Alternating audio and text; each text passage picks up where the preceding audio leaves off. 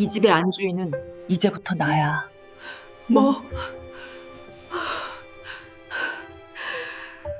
남편의 장례식장이었습니다. 검은 상복을 입은 낯선 젊은 여자가 헌화를 하고 있었죠. 그런데 그 여자의 손가락에 10년 전 남편이 오직 나만을 위해 특별 제작했다던 바로 그 반지가 끼워져 있었습니다. 심장이 멎는 줄 알았어요. 그리고 장례가 끝나갈 무렵 또 다른 중년 여인이 내 손을 잡으며 말했습니다. 그동안 고생 많으셨어요, 형님. 그 여자의 손에도 똑같은 반지가 반짝이고 있었습니다. 40년을 함께한 남편의 장례식에서 나는 내가 누구인지조차 알 수 없게 되어버렸습니다. 이야기에 들어가기에 앞서 구독과 좋아요 부탁드립니다. 그럼 이야기 시작하겠습니다. 3일째였습니다. 장례식장 조문객 명부에는 이미 300명이 넘는 이름이 빼곡하게 적혀 있었어요. 은숙은 상주석에 앉아 고개를 숙인 채 문상객들의 인사를 받고 있었습니다. 검은 상복 자락이 무릎까지 내려와 있었죠. 허리는 이미 오래전부터 아파왔지만 일어날 수가 없었습니다. 일어나면 무너질 것 같았거든요. 영정 사진 속 남편 진철은 환하게 웃고 있었어요. 언제 찍은 사진인지조차 기억나지 않았습니다. 은숙은 그 웃음을 바라보다가 문득 이상한 감정이 밀려오는 걸 느꼈죠. 낯설었습니다. 40년을 함께 산 사람의 얼굴이 마치 처음 보는 타인처럼 느껴지는 겁니다. 고인의 명복을 빕니다. 삼가 조의를 표합니다. 사람들의 인사가 귓가를 스쳐 지나갔어요. 은숙은 기계적으로 고개를 숙이고 기계적으로 답례를 했습니다. 그렇게 오후 3시가 되었을 무렵이었죠. 장례식장 입구 쪽에서 인기척이 들렸습니다. 검은 상복을 입은 여자였어요. 30대 중반쯤 되어 보이는 여자가 천천히 걸어 들어오고 있었습니다. 키가 크고 날씬했죠. 화장기 없는 창백한 얼굴이었지만 그럼에도 불구하고 아름다운 윤곽이 드러났습니다. 은숙은 그 여자를 본 적이 없었어요. 남편의 회사 사람도 아니었고 친척 중에도 저런 사람은 없었습니다. 여자는 영정 앞으로 다가가 국화한 송이를 놓았죠. 그리고 무릎을 꿇었습니다. 두 손을 모으고 고개를 깊이 숙인 채 한참을 움직이지 않았어요. 은숙은 그 모습을 지켜보고 있었습니다. 뭔가 이상했거든요. 일반적인 조문객의 태도가 아니었습니다. 너무 깊은 슬픔이 느껴졌죠. 그때였습니다. 여자가 얼굴을 감싸쥐며 흐느끼기 시작했어요. 어깨가 들썩이고 목이 매는 소리가 장례식장 전체에 울려 퍼졌습니다. 은숙의 시선이 그 여자의 손으로 향했죠.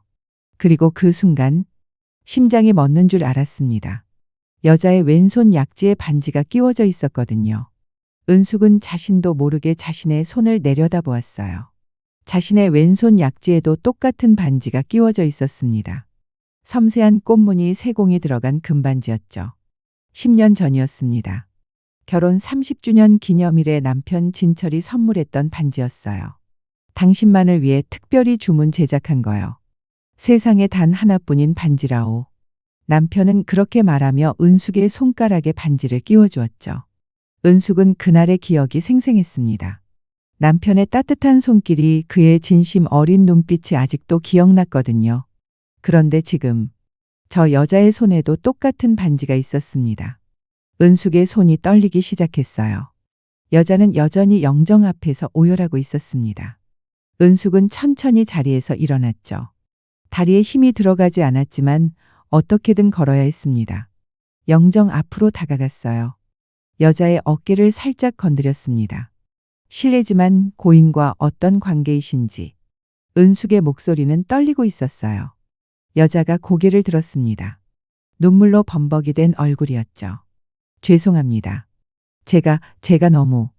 여자는 제대로 된 말을 잇지 못하고 다시 울음을 터뜨렸습니다. 그리고 그대로 옆으로 쓰러졌어요. 은숙은 재빨리 여자를 부축했습니다. 주변 사람들이 황급히 달려왔죠. 괜찮으세요? 어디 아프신 데는 없으세요? 사람들이 여자를 의자에 앉혔습니다. 그 과정에서 여자의 가방이 바닥에 떨어졌어요. 가방 안에 들어있던 물건들이 쏟아져 나왔습니다. 지갑, 휴지, 립스틱, 그리고 작은 사진 한 장이 은숙의 발 앞에 멈춰 섰죠. 은숙은 천천히 허리를 숙여 그 사진을 집어들었습니다. 초음파 사진이었어요. 흑백의 흐릿한 이미지 안에 작은 생명체의 형상이 보였습니다. 은숙의 손이 더욱 심하게 떨렸죠. 사진 뒷면에는 파란 펜으로 무언가가 적혀 있었습니다. 은숙은 그것을 읽었어요. 진철 씨 닮은 예쁜 아기 낳을게요. 사랑해요. 세상이 무너지는 소리가 들렸습니다. 은숙은 그 자리에 얼어붙었죠. 손에 쥔 사진이 바들바들 떨리고 있었습니다. 어머니, 괜찮으세요? 장례식장 직원이 은숙을 부축했어요. 은숙은 고개를 저었습니다. 아니에요, 괜찮아요. 잠시 화장실 좀. 은숙은 비틀거리며 화장실로 향했습니다. 복도를 지나 화장실 문을 열고 들어갔죠. 거울 앞에 섰어요. 거울 속에는 65세의 늙은 여자가 서 있었습니다. 흰 머리가 성성했고 눈가에는 주름이 깊게 파여 있었죠. 3일 동안 제대로 잠도 자지 못해 눈 밑은 시커멓게 멍이 들어 있었습니다. 은숙은 거울 속 자신을 바라보았어요. 나는 누구지? 입 밖으로 흘러나온 말이었습니다. 40년이었죠. 은숙은 25세 진철과 결혼했습니다. 신혼살림을 꾸리고 아이 둘을 낳아 키웠어요. 남편이 사업을 시작할 때 친정의 유산을 모두 쏟아부었습니다. 밤낮 없이 일하는 남편을 뒷바라지했죠. 아이들 학교 보내고 시부모님 병수발 들고 남편 뒤치다꺼리하며 살아왔습니다. 그렇게 40년을 헌신했어요. 그런데 지금 이 순간 30대 여자가 남편의 아이를 베고 나타났습니다. 내 손에 끼워진 반지와 똑같은 반지를 끼고서 말이죠. 은숙은 세면대를 붙잡았어요. 구역질이 올라왔습니다. 토할 것 같았지만 뱃속에는 아무것도 없었어요. 3일 동안 제대로 먹지 못했거든요. 헛구역질만 계속되었습니다. 얼마나 시간이 흘렀을까요? 누군가 화장실 문을 두드렸습니다.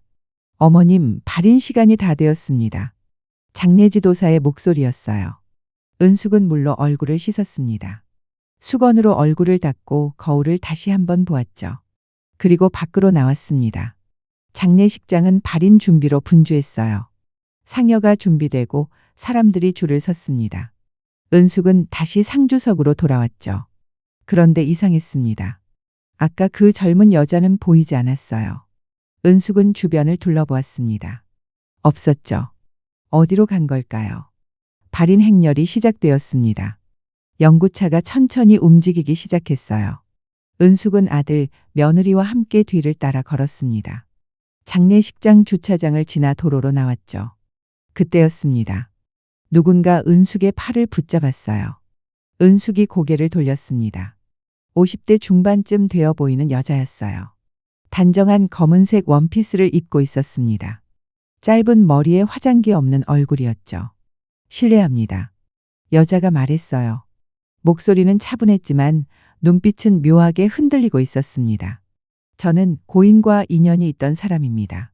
여자는 은숙의 손을 잡았어요. 그리고 천천히 말했습니다. 그동안 고생 많으셨어요, 형님. 형님? 그 단어가 은숙의 귀 속으로 파고들었습니다. 은숙은 여자를 빤히 쳐다보았어요. 여자는 미소를 짓고 있었습니다. 슬픈 듯 하면서도 묘하게 안도하는 듯한 표정이었죠. 은숙의 시선이 여자의 손으로 향했습니다. 그리고 그 순간 온몸에 피가 거꾸로 솟구치는 것 같았어요. 여자의 왼손 약지에도 똑같은 반지가 끼워져 있었거든요. 섬세한 꽃무늬 세공이 들어간 세상에 단 하나뿐이라던 그 금반지가 말입니다. 은숙은 입을 열려고 했지만 목소리가 나오지 않았습니다. 여자는 은숙의 손을 꼭 쥐었다가 놓았어요. 그리고 고개를 숙여 인사한 뒤 천천히 뒤로 물러났습니다. 은숙은 그 자리에 얼어붙어 서 있었죠. 어머니, 가셔야죠. 아들이 은숙의 팔을 잡아 끌었습니다. 은숙은 비틀거리며 걸었어요. 연구차는 이미 저 멀리 가고 있었습니다. 화장장으로 가는 길이었죠. 은숙의 머릿속은 하얗게 비어 있었습니다. 아니, 비어 있다기보다는 너무 많은 생각이 한꺼번에 몰려와 아무 생각도 할 수 없는 상태였어요.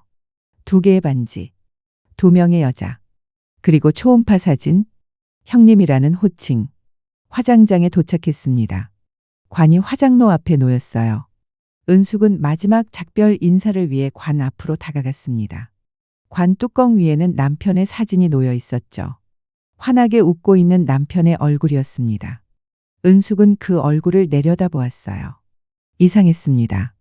슬픔이 느껴지지 않았거든요. 대신 다른 감정이 천천히 가슴 속에서 올라오고 있었습니다. 차갑고 날카로운 감정이었죠. 분노였습니다. 얼음처럼 차가운 분노가 온몸의 혈관을 타고 흐르는 것을 은숙은 느낄 수 있었어요. 당신은 도대체 누구였나요? 은숙은 속으로 물었습니다. 관이 화장로 안으로 들어갔어요. 쇠문이 천천히 닫혔습니다. 불길이 타오르기 시작했죠. 은숙은 그 광경을 지켜보았습니다. 눈물이 나오지 않았어요. 40년을 함께한 남편의 마지막 순간이었지만 은숙의 눈은 마른 사막처럼 메말라 있었습니다. 화장이 끝났습니다. 유골함을 받아들고 집으로 돌아왔어요. 밤 11시가 넘은 시각이었습니다. 아들과 며느리는 피곤하다며 먼저 방으로 들어갔죠. 은숙은 혼자 거실에 앉아 있었습니다. 유골함이 상위에 놓여 있었어요. 은숙은 그것을 바라보았습니다. 그리고 천천히 일어났죠. 남편의 서재로 향했습니다. 서재 문을 열고 들어갔어요. 책장 뒤편에 작은 금고가 있었습니다. 은숙은 금고 앞에 무릎을 꿇었죠. 비밀번호를 눌렀습니다. 남편의 생년월일이었어요. 금고 문이 열렸습니다. 안에는 여러 서류가 들어 있었죠. 은숙은 그것을 하나씩 꺼내 펼쳐보기 시작했습니다.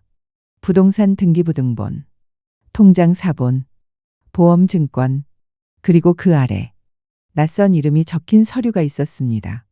채무보증서였어요. 보증인 란에는 3개의 이름이 적혀 있었습니다. 첫 번째 이름은 은숙 자신이었죠. 두 번째 이름은 박미래였습니다. 세 번째 이름은 정수진이었어요. 보증 금액은 각각 15억, 20억, 15억이었습니다. 총 50억의 빚이었죠. 은숙의 손에서 서류가 떨어졌습니다. 그날 밤 은숙은 잠을 이루지 못했습니다. 서재 바닥에 흩어진 채무 보증서를 하나하나 다시 읽었어요. 50억이었습니다. 은숙의 이름으로 15억, 박미래라는 이름으로 20억, 정수진이라는 이름으로 15억이었죠. 은숙은 남편의 휴대폰을 다시 꺼내 들었습니다. 떨리는 손으로 비밀번호를 눌렀어요. 남편의 생일이었습니다. 화면이 켜졌죠. 은숙은 갤러리를 열었습니다. 폴더가 3개 있었어요. 본가, 첫째 집, 둘째 집. 은숙은 먼저 첫째 집 폴더를 열었습니다. 사진들이 나타났죠. 젊은 여자였습니다. 장례식장에서 봤던 그 30대 여자였어요. 카페에서 웃고 있는 사진, 바닷가에서 찍은 사진, 침대에 누워있는 사진까지 있었습니다. 은숙의 손이 떨렸어요. 둘째 집 폴더를 열었습니다. 이번에는 중년 여자였죠. 발인 때 나타나 형님이라고 불렀던 그 여자였습니다. 식탁에서 밥을 차리고 있는 사진, 남편과 나란히 서서 찍은 사진, 여행지로 보이는 곳에서 웃고 있는 사진들이 가득했어요. 은숙은 천천히 본가 폴더를 열었습니다. 자신의 사진은 거의 없었죠. 몇 년 전 가족 행사 때 찍은 사진 서너 장뿐이었습니다. 은숙은 휴대폰을 내려놓았어요. 가슴이 찢어지는 것 같았습니다. 아니, 찢어진 게 아니라 이미 텅 비어버린 것 같았죠. 새벽 4시였습니다. 은숙은 침대에서 일어나 옷을 갈아입었어요. 검은색 블라우스와 바지를 입었습니다. 거울을 보았죠. 거울 속에는 더 이상 슬픔에 젖은 여자가 아니었습니다. 차갑게 가라앉은 눈빛을 가진 여자가 서 있었어요. 은숙은 서재로 가서 남편의 수첩을 꺼냈습니다. 거기에 적혀 있던 주소를 확인했죠. 청평별장 월 관리비 자동이체. 은숙은 그 주소를 휴대폰에 저장했습니다. 오전 9시가 되자마자 은숙은 전화를 걸었어요. 첫 번째 전화는 남편 휴대폰의 미래라고 저장된 번호였습니다. 신호음이 3번 울렸죠. 여보세요? 젊은 여자의 목소리였습니다. 은숙은 침착하게 말했어요. 박미래 씨 맞으시죠? 저는 고 진철 씨의 부인 은숙입니다. 할 말이 있으니 오늘 오후 2시에 청평별장으로 나와주세요. 상대방이 숨을 삼키는 소리가 들렸습니다. 저는 나오지 않으면 경찰에 신고하겠습니다. 당신이 어떤 짓을 했는지 다 알고 있어요. 은숙은 전화를 끊었습니다. 두 번째 전화는 수진이라고 저장된 번호였죠. 여보세요? 차분한 중년 여자의 목소리였습니다. 정수진 씨, 저는 고 진철 씨의 법적 배우자입니다. 오늘 오후 2시 청평별장에서 뵙겠습니다. 꼭 나오셔야 합니다. 잠시 침묵이 흘렀어요. 알겠습니다. 전화가 끊어졌습니다. 은숙은 가방을 챙겼어요. 남편의 서류들, 채무보증서, 통장 사본을 모두 가방에 넣었습니다. 그리고 집을 나섰죠. 청평까지는 차로 1시간 반 정도 걸렸습니다. 은숙은 30년 넘게 운전을 해왔지만 오늘만큼 운전대를 꽉 쥔 적은 없었어요. 손에서 땀이 흘렀습니다. 오후 1시 50분 별장에 도착했죠. 2층짜리 하얀색 건물이었습니다. 잘 가꿔진 정원이 있었고 현관 앞에는 장미 화분이 놓여 있었어요. 은숙은 이 별장의 존재를 몰랐습니다. 남편이 언제 이런 곳을 마련했는지조차 알지 못했죠. 현관 비밀번호는 남편 수첩에 적혀 있었습니다. 문이 열렸어요. 은숙은 안으로 들어갔습니다. 거실은 깨끗하게 정돈되어 있었죠. 소파, TV, 식탁이 있었습니다. 벽에는 액자가 걸려 있었어요. 은숙은 그 액자 앞으로 다가갔습니다. 남편과 젊은 여자가 함께 찍은 사진이었죠. 둘 다 환하게 웃고 있었습니다. 은숙은 그 사진을 가만히 바라보았어요. 구역질이 올라왔지만 참았습니다. 오후 2시 정각이었습니다. 초인종이 울렸죠. 은숙은 문을 열었습니다. 박미래였어요.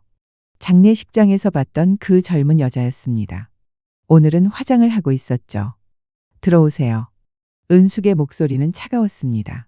미래는 조심스럽게 안으로 들어왔어요. 거실 소파에 앉았습니다. 10분 후 초인종이 다시 울렸죠. 정수진이었습니다. 들어오세요. 수진도 거실로 들어와 소파에 앉았습니다. 미래와 수진은 서로를 쳐다보았어요. 그리고 동시에 상대방의 손가락을 보았습니다. 똑같은 반지가 끼워져 있었죠. 두 사람의 얼굴이 창백해졌습니다. 은숙은 그들 앞에 섰어요. 세 사람 모두 같은 반지를 끼고 있었습니다. 은숙은 천천히 입을 열었죠. 자, 이제 시작해 볼까요? 우리 남편에 대한 이야기를요. 미래가 먼저 입을 열었습니다. 저는 아무것도 몰랐어요. 진철 씨가 결혼했다는 것도 다른 여자가 또 있다는 것도요. 목소리가 떨리고 있었죠. 저희는 3년 전에 만났어요. 진철 씨는 제게 이혼 수속 중이라고 했습니다. 곧 재혼하자고 했어요. 미래의 눈에서 눈물이 흘러내렸습니다. 그리고 지금 저는 임신 5개월이에요. 은숙은 미래를 가만히 바라보았습니다. 그래서요? 그게 나한테 무슨 의미가 있나요? 은숙의 목소리는 얼음처럼 차가웠습니다. 미래가 눈을 크게 떴어요. 이건 진철 씨의 아이예요. 법적으로 재산 상속권이. 재산요? 은숙이 비웃었습니다. 무슨 재산을 말씀하시는 거죠? 은숙은 가방에서 서류를 꺼냈어요. 채무 보증서였습니다. 이게 뭔지 아세요? 당신 이름으로 된 20억짜리 빚 보증서예요. 서류를 미래 앞에 던졌습니다. 미래는 서류를 집어들었죠. 얼굴이 새하얗게 질렸습니다. 이게 뭐예요? 저는 이런 거 쓴 적 없어요. 진철이가 당신 도장 찍어서 만든 거겠죠. 당신 신분증 복사본 같고요. 수진이 끼어들었습니다. 저도 마찬가지예요. 저도 15억 보증을 선 걸로 되어 있던데요. 수진의 목소리에는 분노가 섞여 있었습니다. 맞아요. 당신도요. 그리고 나도 15억이에요. 합쳐서 50억이죠. 은숙은 소파에 앉았습니다. 세 여자는 서로를 바라보았어요. 미래가 울음을 터뜨렸습니다. 이럴 수가. 진철 씨가 저한테 그럴 리 없어요. 저를 사랑한다고 했는걸요. 수진이 차갑게 말했죠. 사랑, 웃기는 소리 하지 마세요. 그 사람이 진짜 사랑한 건 저였어요. 수진은 은숙을 쳐다보았습니다. 당신은 그냥 껍데기였어요. 법적인 배우자라는 껍데기. 진철 씨의 진정한 정신적 동반자는 저였습니다. 은숙은 웃음이 나왔습니다. 비웃음이 아니라 허탈한 웃음이었어요. 정신적 동반자요? 그럼 당신은 그 사람이 당신 전세금 빼서 주식 투자한 거 알고 있었나요? 수진의 표정이 굳어졌습니다. 뭐라고요? 은숙은 또 다른 서류를 꺼냈어요. 정수진 명의 통장에서 2억 5천이 빠져나간 내역이에요. 진철이가 당신 도장 찍어서 인출한 거죠. 서류를 수진에게 건넸습니다. 수지는 서류를 보더니 손을 떨기 시작했어요. 이건 제 전 재산이었는데. 그리고 박미래 씨, 당신도 마찬가지예요. 당신이 모아둔 적금 5천만 원, 그거 진철이가 뺏었었어요. 미래가 비명을 질렀습니다. 안 돼, 그건 제가 10년 동안 모은 돈이에요. 그리고 나는요. 은숙의 목소리가 낮게 깔렸습니다. 친정에서 물려받은 15억짜리 부동산을 팔아서 그 사람 사업 자금에 댔어요. 40년 전에요. 그 돈이 지금 얼마가 됐을 것 같아요? 세 여자는 침묵했습니다. 은숙은 천천히 말을 이어갔죠. 우리 셋 다 당한 거예요. 그 남자한테요. 우리는 그냥 그 사람의 ATM이었던 겁니다. 미래가 고개를 떨구었습니다. 수지는 주먹을 불끈 쥐었어요. 은숙은 일어나 창문 밖을 바라보았습니다. 정원의 핀 장미가 바람에 흔들리고 있었죠. 근데 말이에요. 은숙이 말했습니다. 이상한 게 있어요. 뭐가요? 수진이 물었습니다. 50억의 빚을 우리 셋이 보증을 섰는데 정작 그 돈은 어디 갔을까요? 세 여자는 서로를 쳐다보았어요. 진철이의 회사 계좌에도 없고 개인 통장에도 없어요. 집도 이미 담보로 잡혀 있고요.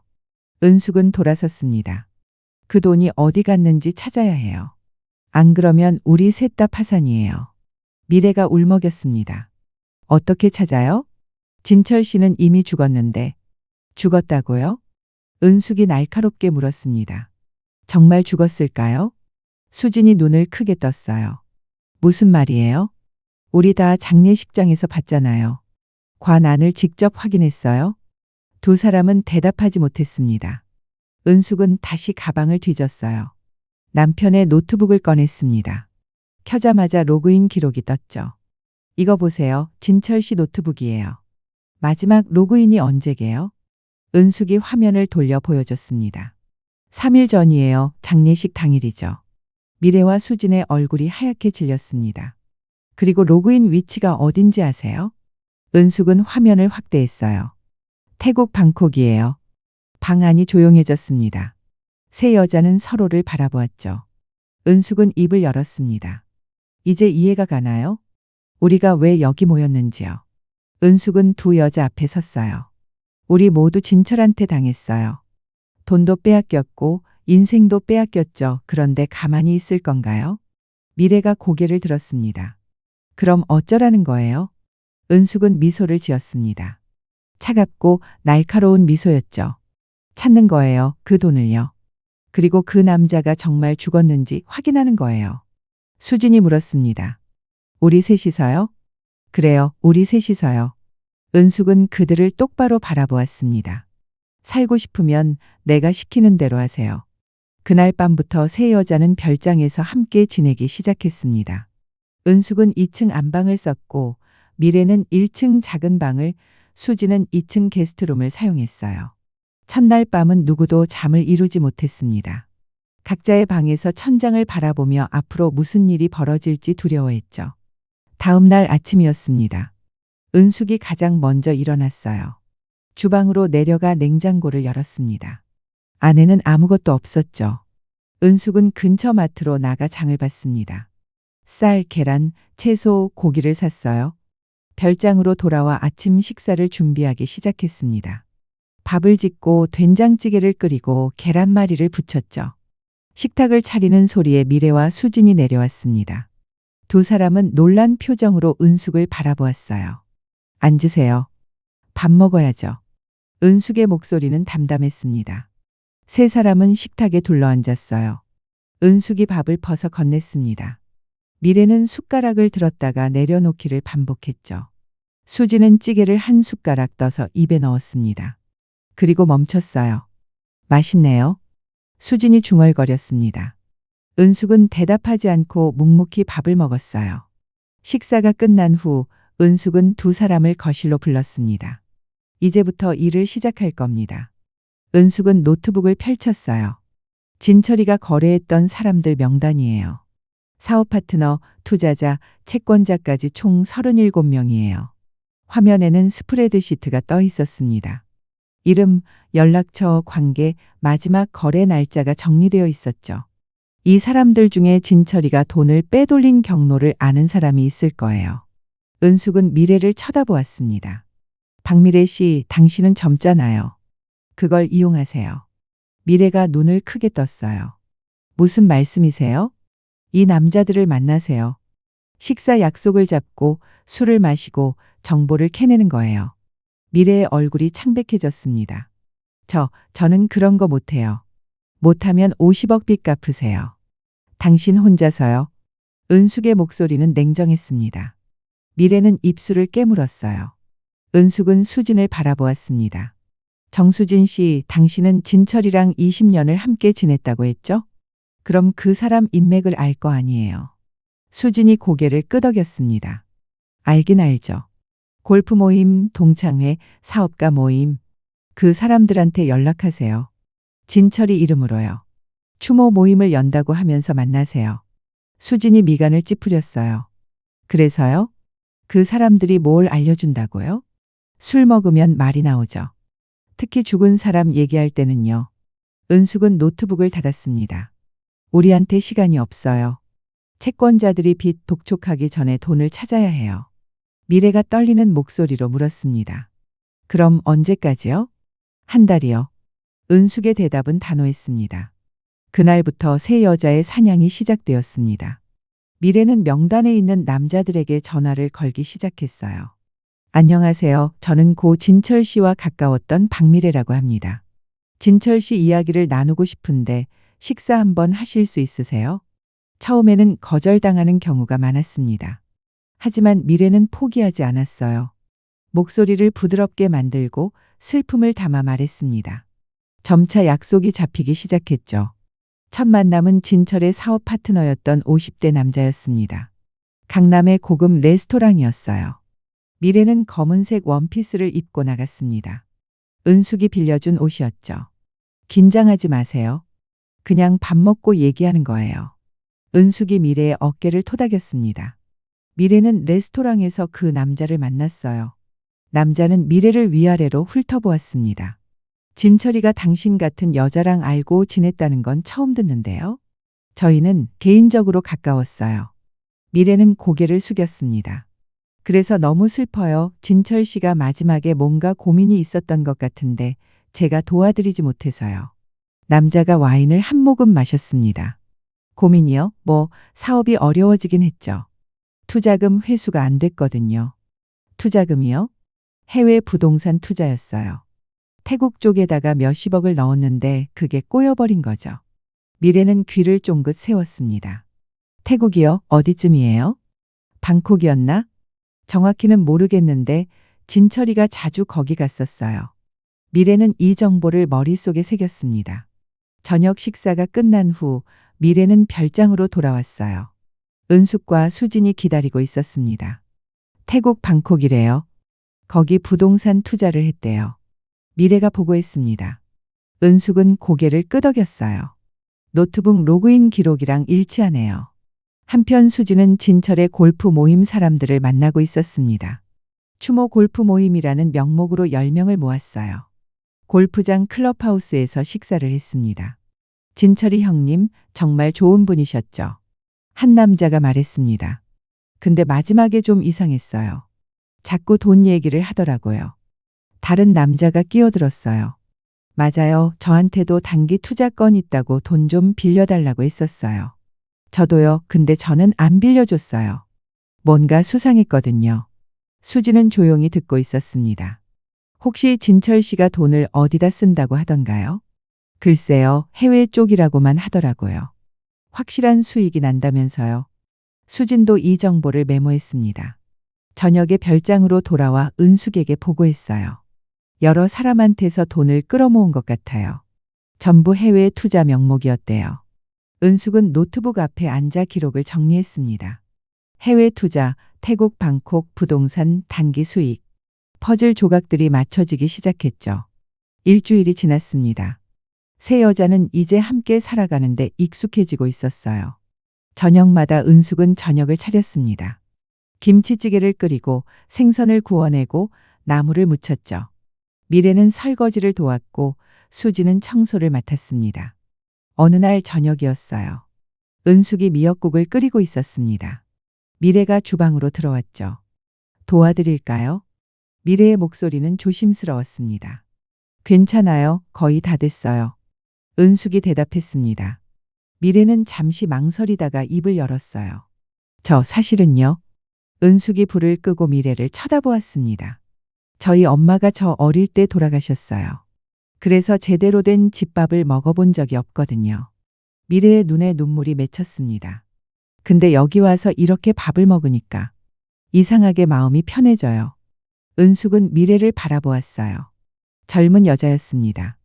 남편을 빼앗아간 상간녀였죠. 하지만 지금 이 순간 은숙의 눈에는 그저 엄마 없이 자란 불쌍한 아이로 보였습니다. 은숙은 미래의 어깨를 토닥였어요.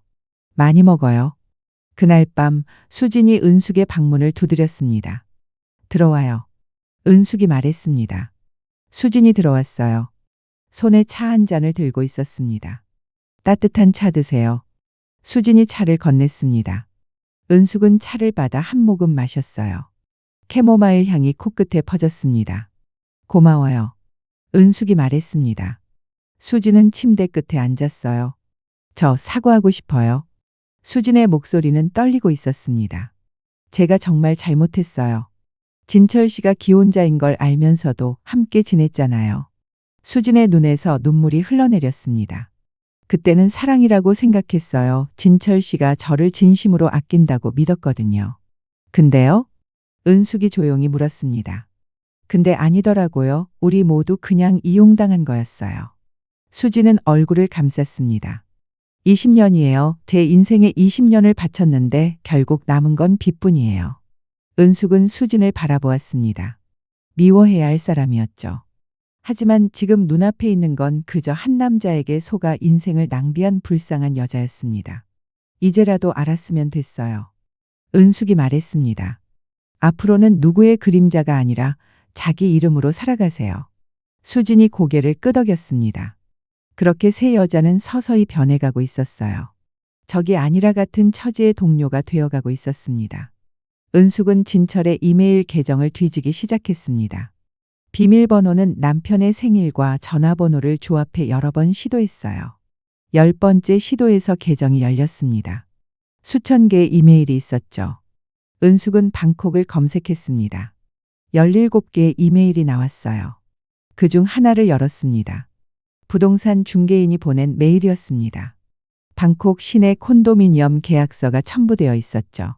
계약 금액은 30억 원이었습니다. 은숙의 손이 떨렸어요. 다른 이메일들을 확인했습니다. 은행 송금 내역 계약서, 법률 서류들이 있었어요. 그리고 마지막 이메일이었습니다. 명예 변경 완료라는 제목이었죠. 은숙은 천천히 이메일을 열었습니다. 진철 씨, 요청하신 대로 콘도 명의를 김태준 씨 앞으로 변경했습니다. 송금 감사합니다. 김태준. 은숙은 그 이름을 알고 있었습니다. 남편의 대학 후배였죠. 진철이 가장 신뢰한다던 사람이었습니다. 장례식 때도 상주처럼 일을 도와줬던 사람이었어요. 은숙은 주먹을 불끈 쥐었습니다. 찾았다. 은숙의 목소리는 낮게 가라앉았습니다. 다음 날 아침이었습니다. 은숙의 휴대폰이 울렸어요. 아들이었습니다. 여보세요? 은숙이 전화를 받았습니다. 엄마, 지금 어디세요? 집에 안 계시던데요? 아들의 목소리는 불안해 보였습니다. 잠깐 볼 일이 있어서 나와 있어. 무슨 일이세요? 아빠 돌아가시고 나서 이상하게 행동하시는 것 같아요. 이상한 게 아니야. 은숙의 목소리는 단호했습니다. 엄마는 지금 정리하고 있는 거야. 아빠가 남긴 거려. 무슨 소리세요? 무슨 정리요? 내가 알 필요 없어. 엄마 일이니까. 엄마? 아들이 소리쳤습니다. 제발 이상한 짓 하지 마세요. 아빠 돌아가셔서 힘드신 거 알아요. 근데 엄마까지 이러시면 저는 어떡해요? 은숙은 한숨을 쉬었어요. 걱정하지 마. 엄마는 괜찮아. 괜찮아 보이지 않아요? 집에 오세요. 같이 얘기해요. 안 돼. 은숙의 목소리는 차가웠습니다. 이건 내 인생의 마지막 청소야. 40년 동안 쌓인 먼지를 닦아내는 거라고. 엄마, 끊을게. 은숙은 전화를 끊었습니다.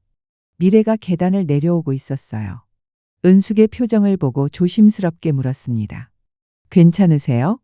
은숙은 고개를 끄덕였습니다. 괜찮아요. 그날 저녁이었습니다. 세 여자는 거실에 모여 앉았어요. 은숙이 노트북 화면을 보여줬습니다. 김태준, 진철이 대학 후배예요. 지금 명의가 이 사람 앞으로 되어 있어요. 수진이 고개를 끄덕였습니다.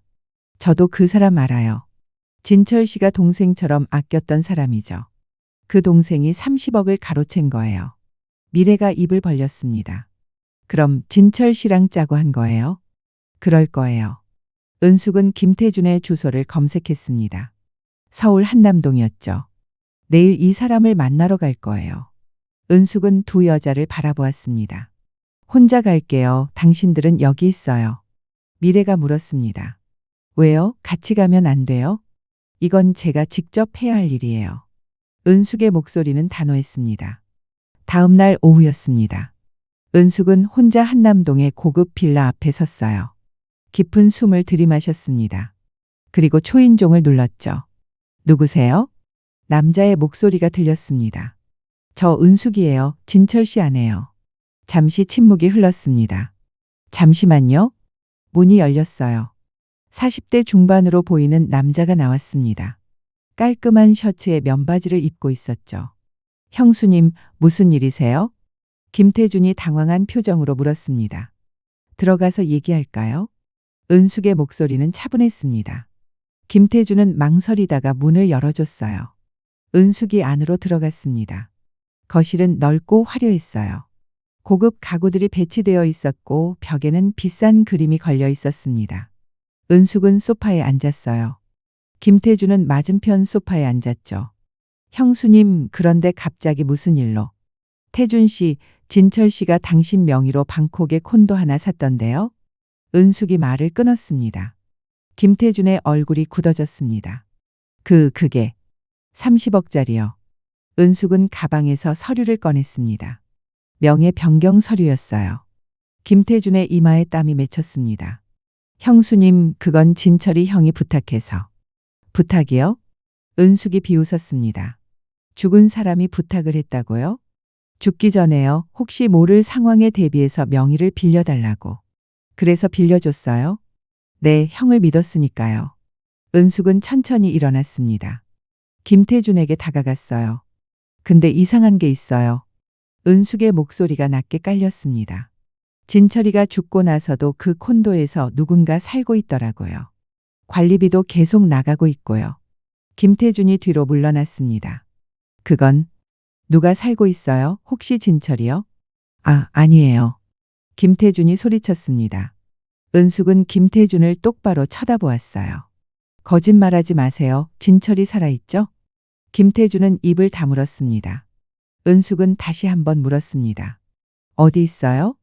김태준은 고개를 숙였어요. 그리고 작은 목소리로 말했습니다. 지금 여기 있어요. 은숙은 숨이 멎는 것 같았습니다. 어디예요?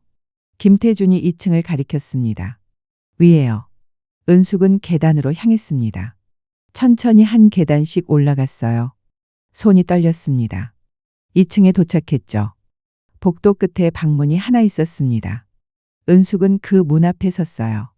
손을 뻗어 문 손잡이를 잡았습니다. 심장이 미친 듯이 뛰었죠. 은숙은 문 손잡이를 천천히 돌렸습니다. 문이 열렸어요. 안에는 넓은 침실이 있었습니다. 창가 쪽 소파에 남자가 앉아 있었어요. 와인 잔을 손에 들고 있었습니다. 남자가 고개를 돌렸죠. 은숙과 눈이 마주쳤습니다. 진철이었어요. 살아있는 진철이었습니다. 말끔하게 면도를 하고 깨끗한 셔츠를 입고 와인을 마시고 있는 진철이었죠. 은숙은 그 자리에 얼어붙었습니다. 진철이 미소를 지었어요. 여보, 왔구려. 그의 목소리는 너무나 자연스러웠습니다. 마치 아무 일도 없었다는 듯이 말이죠. 은숙은 침실 입구에 서서 진철을 바라보았습니다. 40년을 함께한 남편이었죠. 그런데 지금 그는 죽은 사람이 아니었습니다. 살아서 와인을 마시고 있었어요. 진철은 와인 잔을 내려놓고 일어섰습니다. 놀랐지? 미안하오. 그의 목소리는 여유로웠습니다. 은숙은 한 발짝 방 안으로 들어갔어요. 미안하다고요? 은숙의 목소리는 떨리고 있었습니다. 당신 죽은 줄 알았어요. 3일 동안 장례식장에서 조문객들 받으면서 울었어요. 당신 관이 화장로에 들어가는 걸 봤다고요. 그건 빈 관이었어. 진철이 태연하게 말했습니다. 태준이가 도와줬지. 장례식장 직원들한테 돈 주고 말이요. 은숙의 다리에 힘이 풀렸습니다. 소파에 주저앉았어요. 왜요? 왜 그런 짓을 한 거예요? 진철은 창가로 걸어갔습니다. 밤하늘을 바라보았죠. 빚이 너무 많았소. 도박으로 날린 돈만 20억이고 사업 실패로 잃은 게 30억이요. 진철이 돌아섰습니다. 채권자들이 매일 찾아왔소. 집도 압류 직전이었고 회사도 파산 신청해야 할 판이었지. 그래서요? 그래서 죽은 척을 한 거예요. 죽으면 빚이 상속인한테 가잖소. 당신이랑 애들한테요. 그리고 보증 선 사람들한테도 가고요. 진철은 다시 소파에 앉았습니다. 나는 깨끗하게 사라지는 거요. 새 신분으로 여기서 살다가 몇 년 뒤에 태국이나 다른 나라로 가려고 했어. 은숙은 진철을 멍하니 바라보았어요. 구역질이 치밀어 올랐습니다. 손이 떨렸죠. 하지만 은숙은 참았습니다. 가방 안에 손을 넣었어요. 미리 준비해온 녹음기를 작동시켰습니다. 그리고 휴대폰의 위치 추적 기능도 켰죠. 그럼 나는요? 나랑 애들은 어떻게 되는 건데요? 은숙이 물었습니다. 목소리를 최대한 떨리게 만들었어요. 진철은 한숨을 쉬었습니다. 당신은 착하니까 이해해 주겠지.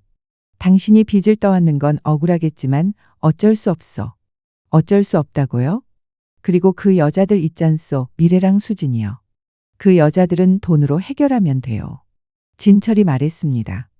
나는 떠나야 하오. 여기 있으면 잡히니까요. 은숙은 눈물을 흘리는 척했습니다. 정말 그럴 거예요? 진철은 은숙에게 다가왔어요. 무릎을 꿇고 은숙의 손을 잡았습니다. 여보, 미안하오. 하지만 이게 최선이요. 당신은 강한 사람이니까 이겨낼 수 있을 거요. 은숙은 진철의 손을 뿌리쳤습니다. 아니에요. 난 못 견뎌요. 50억이라는 빚을 어떻게 갚아요? 집 팔고 당신 명의로 된 것들 다 팔면 돼요. 어떻게든 되겠지. 진철은 다시 일어났습니다. 나는 이제 새로운 인생을 살 거요. 당신도 새 출발하시오. 은숙은 고개를 숙였어요. 그리고 조용히 물었습니다. 그럼 당신이 숨겨둔 돈은요? 30억이나 되는 그 돈은요? 진철의 표정이 굳어졌습니다. 어떻게 알았소? 이메일 봤어요. 방콕 콘도 말이에요.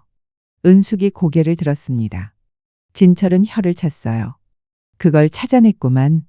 그 돈은 어디 있어요? 태국 은행 계좌에 있어. 태준이 명의로요. 왜 태준이 명의예요? 내 명의로 하면 추적당하니까. 태준이가 관리하다가 나중에 내가 찾아가려고 했어. 은숙은 천천히 일어났습니다. 그 돈 우리가 평생 모은 돈이잖아요. 내 친정 유산도 들어가 있고 미래 씨 적금도 수진 씨 전세금도 다 들어가 있어요. 진철은 고개를 돌렸습니다.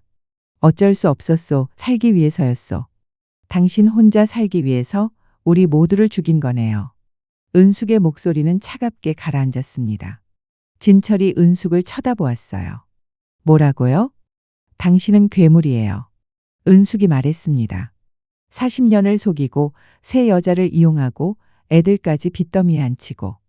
당신은 인간이 아니에요. 진철의 얼굴이 일그러졌습니다. 당신이 뭘 안다고 그래요? 내가 얼마나 힘들었는지 알아요? 힘들면 가족한테 말했어야죠. 같이 해결했어야죠. 은숙이 소리쳤습니다. 혼자 도망가서 편하게 살 생각만 하다니. 당신 정말 최악이에요. 진철이 주먹을 불끈 쥐었어요. 닥쳐요. 당신한테 무슨 말을 해도 소용없어요. 어차피 당신은 이해 못해요. 이해요? 40년을 헌신한 아내를 배신하는 걸 이해하라고요? 은숙은 진철에게 다가갔습니다. 당신 정말 끝까지 뻔뻔하네요. 진철이 비웃었습니다. 뻔뻔하든 말든 나는 떠날 거요. 당신이 뭐라고 하든 상관없어. 정말요? 은숙이 물었습니다. 정말 그렇게 생각해요? 그럼요. 당신이 날 어떻게 하겠소? 경찰에 신고해요. 증거가 있어. 진철이 팔짱을 꼈습니다. 나는 이미 죽은 사람이요. 법적으로도 죽었어. 당신이 뭘 해도 소용없어요. 은숙은 미소를 지었습니다. 차갑고 날카로운 미소였죠. 증거요? 있어요. 은숙은 가방에서 녹음기를 꺼냈습니다. 방금 전 대화 다 녹음했어요. 당신이 직접 말했잖아요. 죽음을 위조했다고, 빚을 떠넘겼다고요. 진철의 얼굴이 새하얗게 질렸습니다. 당신, 그리고요. 은숙은 휴대폰을 꺼냈습니다. 지금 이 순간도 위치가 실시간으로 전송되고 있어요. 미래 씨와 수진 씨한테요. 그 순간이었습니다. 아래층에서 초인종 소리가 울렸어요. 진철이 창밖을 내다보았습니다. 미래와 수진이 현관 앞에 서 있었죠. 당신 뭘 한 거요? 진철이 은숙을 노려보았습니다. 은숙은 태연하게 대답했어요. 진실을 보여주는 거예요. 당신이 우리 모두를 어떻게 속였는지요. 아래에서 문이 열리는 소리가 들렸습니다. 김태준이 문을 열어준 모양이었어요. 계단을 올라오는 발소리가 들렸습니다. 진철은 황급히 문을 잠그려고 했어요. 하지만 너무 늦었습니다. 문이 벌컥 열렸죠. 미래와 수진이 들어왔습니다. 두 사람은 진철을 보자마자 얼어붙었어요. 당신, 미래가 떨리는 목소리로 말했습니다. 살아 있었어요? 수진도 입을 벌렸습니다. 진철 씨 어떻게? 진철은 뒤로 물러났어요. 이건 오해요. 내가 설명할게요. 오해요? 미래가 다가갔습니다. 당신이 죽었다고 해서 3일 동안 울었어요. 당신 아기를 베고 있는데 어떻게 혼자 키울지 고민했어요. 미래의 눈에서 눈물이 쏟아졌습니다. 근데 당신은 여기서 와인 마시고 있었어요? 우리를 다 속이고요? 수진도 다가왔어요. 20년이에요. 제 인생의 20년을 당신한테 줬어요. 근데 당신은 죽은 척하고 도망가려고 했던 거예요. 진철은 손을 내저었습니다. 아니요, 그게 아니라. 그럼 뭐예요? 은숙이 차갑게 물었습니다. 우리 셋한테 빚을 떠넘기고 당신 혼자 살려고 한 거 아니에요? 진철은 입을 다물었어요. 대답할 수 없었습니다.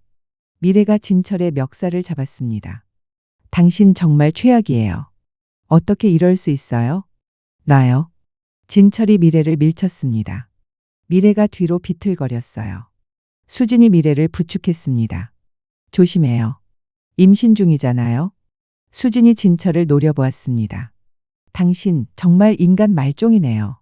진철은 방문으로 향했어요. 도망가려는 것 같았습니다. 하지만 은숙이 그의 앞을 막아섰죠. 어디 가려고요?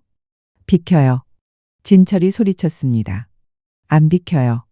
은숙의 목소리는 단호했습니다. 당신은 여기서 끝이에요. 은숙은 휴대폰을 꺼냈습니다. 112를 눌렀어요. 신고합니다. 사기죄와 문서위조죄로요. 진철의 얼굴이 창백해졌습니다. 당신 정말로 신고하는 거요? 당연하죠. 은숙이 전화를 귀에 댔습니다. 여보세요? 신고하려고 합니다. 위치는 한남동. 진철이 휴대폰을 빼앗으려고 했어요. 하지만 수진이 진철의 팔을 붙잡았습니다. 못 가요. 미래도 다른 쪽 팔을 잡았어요. 당신은 여기서 끝이에요. 진철은 몸부림쳤습니다. 하지만 두 여자가 놓아주지 않았죠. 은숙은 침착하게 신고를 마쳤습니다. 네, 알겠습니다. 기다리겠습니다. 전화를 끊었어요. 경찰이 곧 와요. 은숙이 말했습니다. 진철은 주저앉았습니다. 끝이구만, 모든 게 끝이야. 은숙은 진철을 내려다보았어요. 당신이 먼저 끝낸 거예요, 우리를요. 15분 후 경찰이 도착했습니다. 형사 2명이 2층으로 올라왔어요. 신고하신 분이세요? 네, 제가 신고했습니다. 은숙이 대답했습니다. 이 사람이 자신의 죽음을 위조하고 보험 사기를 쳤어요. 그리고 여러 명한테 빚을 떠넘겼고요. 은숙은 가방에서 서류들을 꺼냈습니다. 채무보증서, 이메일 프린트물, 명예 변경 서류들이었죠. 증거는 다 여기 있어요. 형사가 서류를 받아 훑어보았습니다. 이건 상당히 계획적인 범죄네요. 맞아요. 모든 게 치밀하게 준비되었어요. 형사는 진철을 쳐다보았어요. 따라와 주시죠. 진철은 일어났습니다. 형사가 수갑을 채웠어요. 가시죠. 진철은 세 여자를 차례로 바라보았습니다. 미래는 고개를 돌렸어요. 수지는 팔짱을 끼고 차갑게 바라보았습니다. 은숙은 진철과 눈을 마주쳤죠. 후회할 거요. 진철이 말했습니다. 은숙은 고개를 저었어요. 후회하는 건 당신이에요. 경찰이 진철을 끌고 나갔습니다. 계단을 내려가는 발소리가 점점 멀어졌어요. 현관문이 닫히는 소리가 들렸습니다. 그리고 정적이 찾아왔죠. 세 여자는 그 자리에 서 있었습니다. 아무도 말하지 않았어요. 한참이 지나서 수진이 입을 열었습니다. 끝났네요.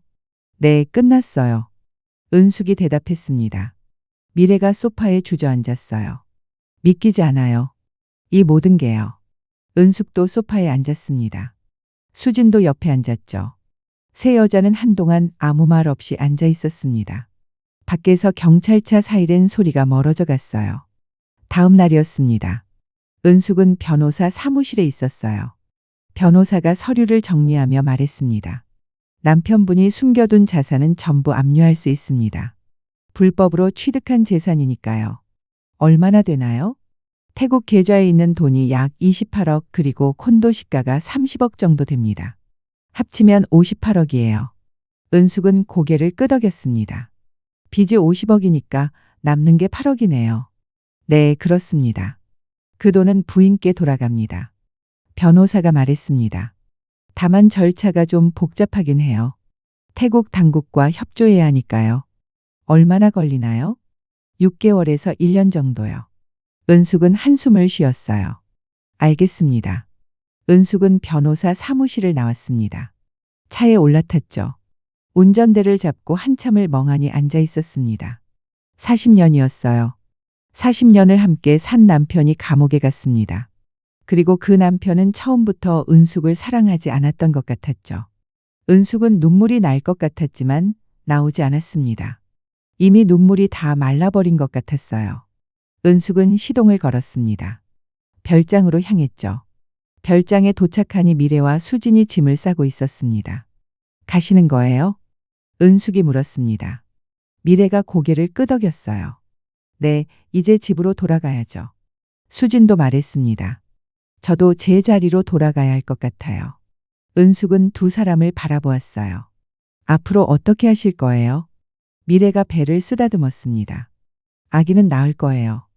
혼자서 키울 거고요. 힘들 텐데요. 괜찮아요. 은숙 씨가 보여주셨잖아요. 여자도 혼자 강하게 살 수 있다는 걸요. 수진이 은숙의 손을 잡았습니다. 고마워요. 은숙 씨 덕분에 깨달았어요. 제가 얼마나 바보같이 살았는지요. 은숙은 수진의 손을 꽉 쥐었어요. 앞으로는 당신 인생을 사세요. 누구의 그림자가 아니라요. 수진이 고개를 끄덕였습니다. 두 사람은 짐을 들고 나갔어요. 차에 실었습니다. 출발하기 전에 미래가 은숙에게 다가왔어요. 손에 편지 한 통을 들고 있었습니다. 이거 나중에 읽어주세요. 미래가 편지를 건넸습니다.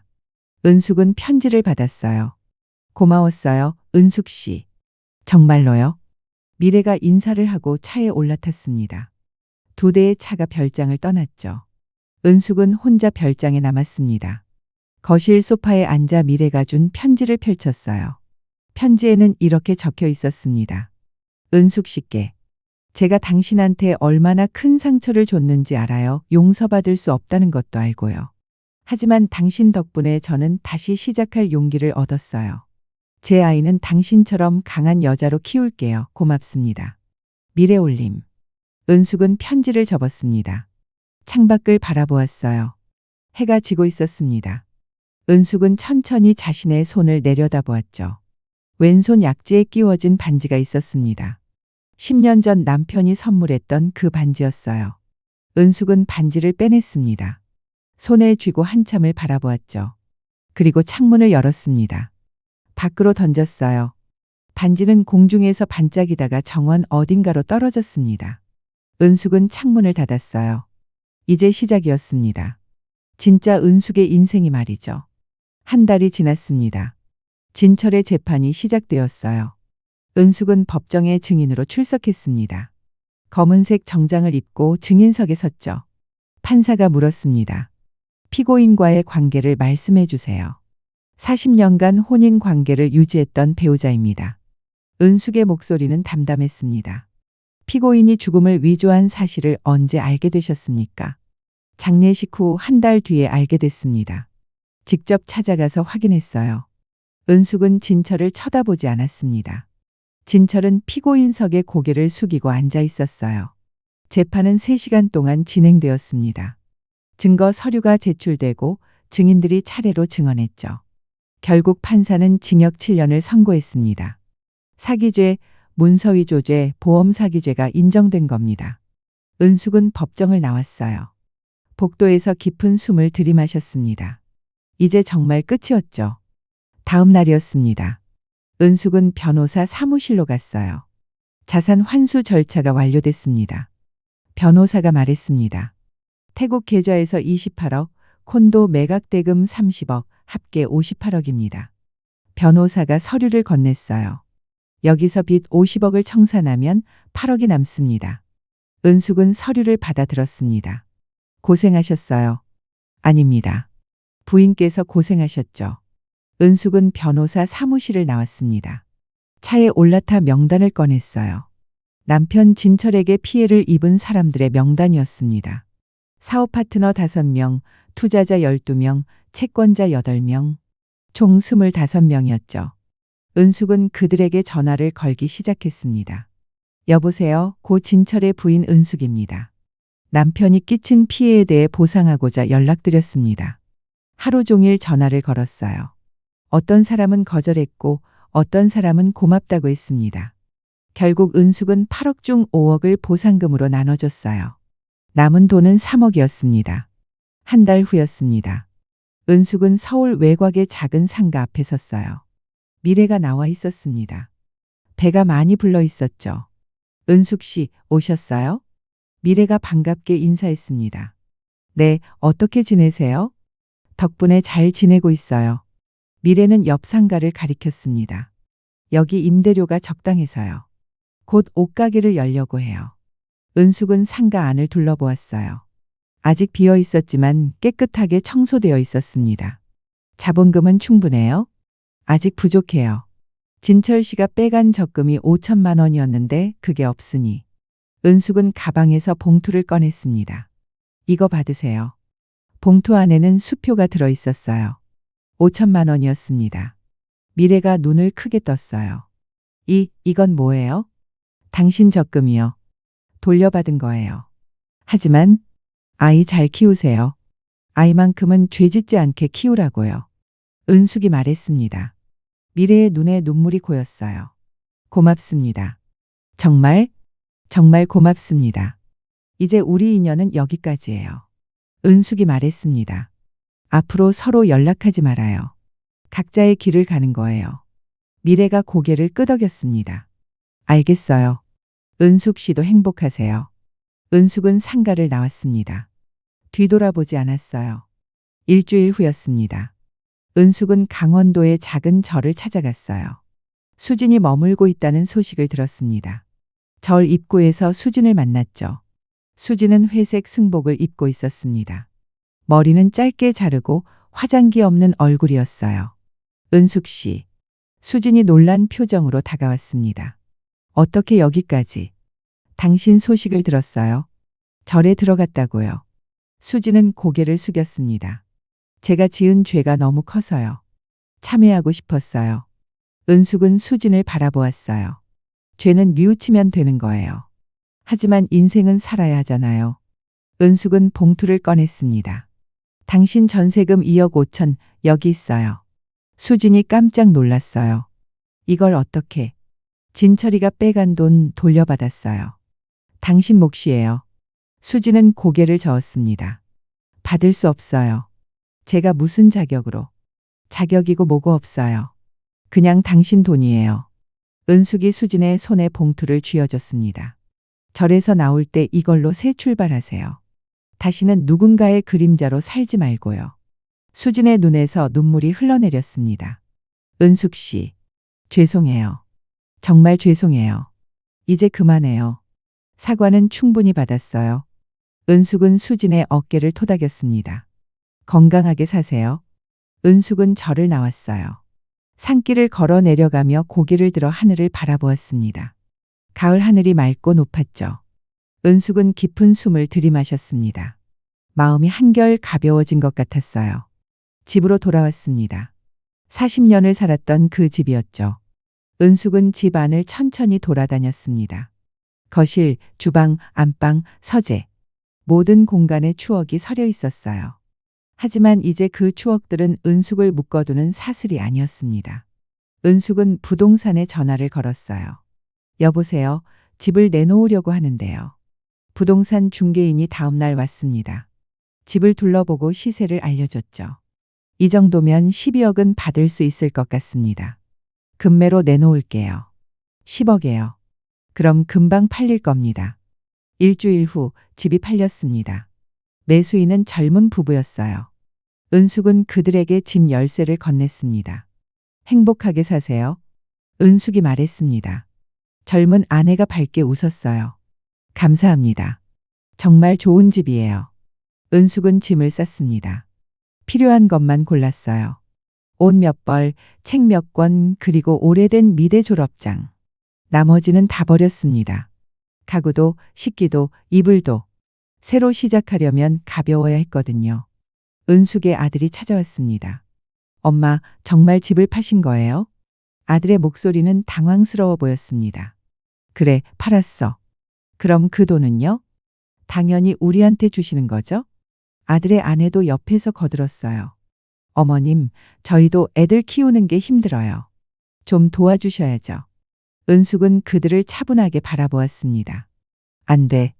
네? 이 돈은 내 거야. 너희 줄 생각 없어.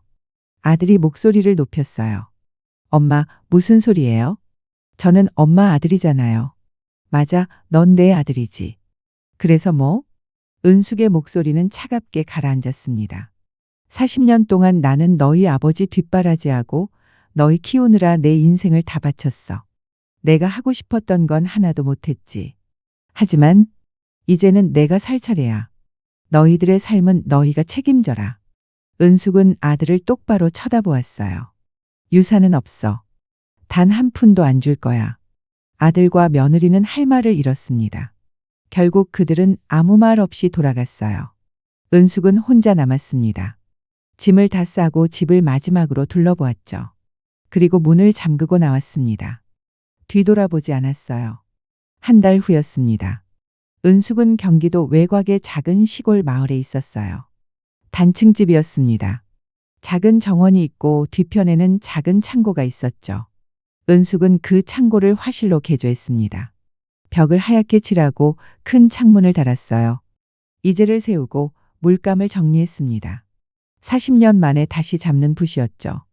은숙은 캔버스 앞에 섰습니다. 무엇을 그릴까 고민했어요. 그리고 붓을 들었습니다. 흰 캔버스에 파란색을 칠하기 시작했죠. 하늘이었습니다. 넓고 자유로운 하늘이었어요. 은숙은 붓을 움직이며 미소를 지었습니다. 오랜만에 느끼는 행복이었죠. 어느 날 오후였습니다. 우편함에 편지가 와 있었어요. 교도소에서 온 편지였습니다. 진철의 면회 신청서였죠.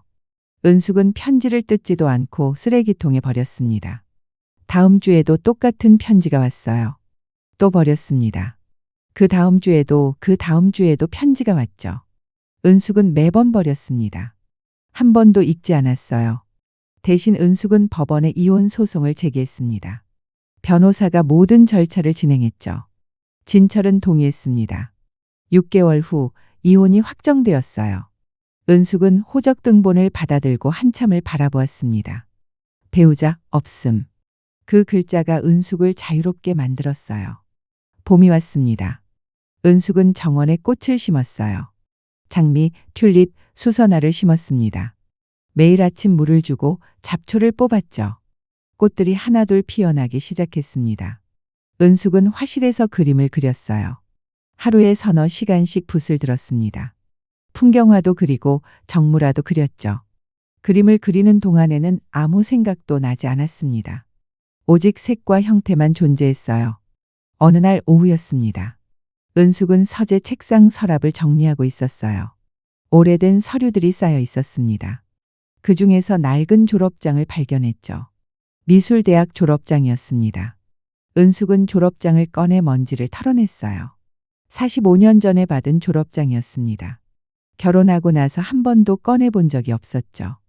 은숙은 졸업장을 액자에 넣었습니다. 그리고 화실 벽에 걸었어요. 졸업장 옆에는 은숙이 그린 그림이 걸려 있었습니다. 파란 하늘과 자유롭게 나는 새가 그려진 그림이었죠. 해가 지고 있었습니다. 은숙은 집 앞 마당으로 나갔어요. 손에 낡은 사진첩을 들고 있었습니다. 결혼 사진들이 들어있는 사진첩이었죠. 은숙은 사진첩을 펼쳤습니다. 하얀 웨딩드레스를 입은 젊은 은숙이 있었어요. 옆에는 턱시도를 입은 진철이 서 있었습니다. 둘 다 환하게 웃고 있었죠. 은숙은 한참을 그 사진을 바라보았습니다. 그리고 천천히 사진을 뜯어냈어요. 마당 한가운데 놓고 라이터를 켰습니다. 불을 붙였죠. 사진이 타기 시작했습니다. 가장자리부터 천천히 타들어갔어요. 은숙의 얼굴이 사라지고 진철의 얼굴이 사라졌습니다. 쟤만 남았죠. 은숙은 그 쟤를 바라보았습니다. 바람이 불어 쟤를 날려보냈어요. 은숙은 집 안으로 들어갔습니다. 책상 서랍을 열고 통장을 꺼냈어요. 새로 만든 통장이었습니다. 예금주는 김은숙이었죠. 남편 성씨가 아닌 자신의 이름으로 된 통장이었습니다. 은숙은 통장을 펼쳐 잔액을 확인했어요. 13억이 들어 있었습니다. 집한 돈과 환수한 비자금 중 남은 돈이었죠. 은숙은 통장을 다시 서랍에 넣었습니다. 그리고 창밖을 바라보았어요. 해가 완전히 지고 있었습니다. 주황빛 노을이 하늘을 물들이고 있었죠. 은숙은 현관문을 열고 밖으로 나갔습니다. 마당을 가로질러 작은 언덕으로 올라갔어요. 언덕 위에서 마을을 내려다보았습니다. 작은 집들이 옹기종기 모여 있었죠. 저 멀리 산들이 보였습니다. 은숙은 깊은 숨을 들이마셨어요. 상쾌한 공기가 폐를 채웠습니다. 은숙은 눈을 감았습니다. 바람이 머리카락을 흩날렸어요. 오랜만에 느끼는 평화였습니다. 은숙은 눈을 떴습니다. 그리고 천천히 걷기 시작했어요. 언덕길을 따라 내려갔습니다. 석양빛이 은숙의 뒷모습을 비추고 있었죠. 은숙의 그림자가 길게 늘어져 있었습니다. 하지만 이제 그 그림자는 누군가의 것이 아니었어요. 온전히 은숙 자신의 것이었습니다. 은숙은 멈춰 섰습니다. 고개를 들어 하늘을 바라보았어요. 별들이 하나둘 나타나기 시작했습니다. 은숙은 나지막이 중얼거렸습니다. 이제야 나의 진짜 장례식이 끝났다. 바람이 은숙의 말을 실어 날랐습니다. 은숙은 다시 걷기 시작했어요. 그리고 나의 첫 아침이 시작되었다. 은숙은 집으로 향했습니다. 발걸음은 가벼웠어요. 등 뒤로 석양이 점점 사라지고 있었습니다. 앞에는 별이 빛나는 밤하늘이 펼쳐져 있었죠. 은숙은 미소를 지었습니다. 진짜 은숙의 인생이 이제 시작되는 것이었습니다. 은숙의 이야기는 여기서 끝이 납니다. 하지만 이것은 끝이 아니라 시작이었죠. 65세의 새로운 인생을 시작한다는 것. 누군가는 늦었다고 말할지도 모릅니다. 하지만 은숙은 알고 있었어요. 인생에 너무 늦은 시작이란 없다는 것을요. 지금 이 순간에도 은숙은 작은 화실에서 붓을 들고 있을 겁니다. 40년 동안 잊고 있었던 꿈을 다시 그려내면서 말이죠. 혹시 여러분 중에도 은숙처럼 누군가의 그림자로 살아온 분이 계신가요? 자신의 꿈을 포기하고 가족을 위해 헌신하며 살아온 분들이요. 그렇다면 기억하세요. 아직 늦지 않았다는 것을요. 당신의 진짜 장례식은 아직 치러지지 않았습니다.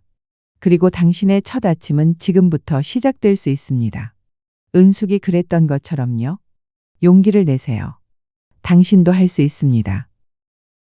이 이야기가 누군가에게는 위로가 되었기를, 누군가에게는 용기가 되었기를 바랍니다. 여러분의 소중한 이야기도 언제나 기다리고 있겠습니다. 구독과 좋아요, 알림 설정으로 응원해 주세요. 감사합니다.